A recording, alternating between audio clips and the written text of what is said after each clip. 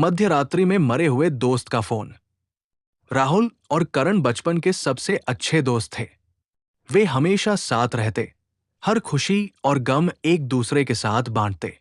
लेकिन एक दिन एक भयानक सड़क हादसे में करण की मौत हो गई। राहुल के लिए यह बहुत बड़ा सदमा था। उसने अपने दोस्त को हमेशा के लिए खो दिया था। समय बीतता गया, लेकिन राहुल करण को कभी भूल नहीं पाया। वो अक्सर उसकी पुरानी बातें याद करता, उसकी तस्वीरें देखता और उसके साथ बिताए गए पलों को दोबारा जीने की कोशिश करता। अजीब फोन कॉल। एक रात राहुल अपने कमरे में अकेला बैठा था। घड़ी में ठीक 12 बजे थे जब अचानक उसका फोन बजा। उसने स्क्रीन देखी, कोई अनजान नंबर था। पहले तो उसने कॉल अनदेखी कर दी, लेकिन जब दूसरी बार वही नंबर आया तो उसने फोन उठा लिया। हाँ, हेलो, राहुल ने हिचकिचाते हुए कहा। दूसरी तरफ से एक जानी पहचानी आवाज आई। राहुल, कैसे हो दोस्त? राहुल के हाथ से फोन गिरते गिरते बचा। ये करण की आवाज थी। वो ठंडे पसीने से भीग गया। करण, ये कैसे हो सकता है? तुम तो मर चुके हो। राहुल बुरी तरह कांप रहा था। हाँ, मैं मर चुका हूं, लेकिन दोस्ती कभी नहीं मरती। राहुल, मैं तुझसे आखिरी बार बात करने आया हूं।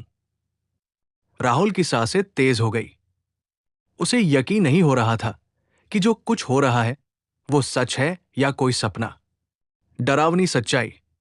करण की आवाज धीमी और भारी हो गई। उसने कहा, राहुल, मैंने तुझसे एक वादा किया था ना कि मरने के बाद भी तुझसे मिलने आऊंगा। राहुल को अचानक याद आया।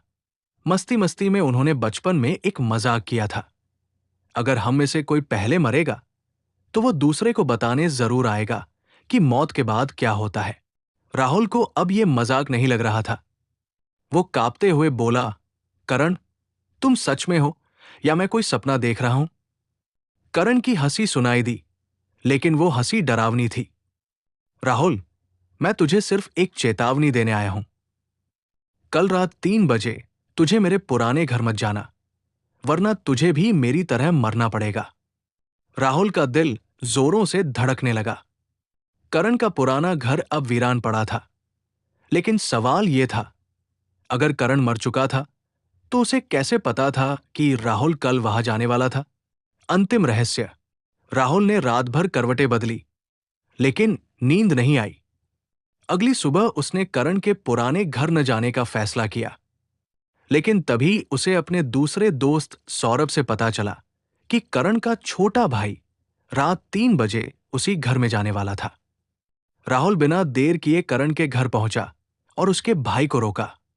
जैसे ही घड़ी में 3 बजे, अचानक पुराना घर खुद ब खुद गिर गया।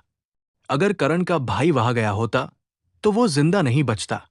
राहुल को अब समझ आ गया, करण की आत्मा ने उसे चेतावनी देने के लिए ही फोन किया था। इसके बाद राहुल को कभी भी करण का फोन नहीं आया। लेकिन उस रात के बाद वो ये यकीन करने लगा कि दोस्ती मौत से भी बड़ी होती है। क्या आपने कभी किसी मरे हुए इंसान का फोन रिसीव किया है?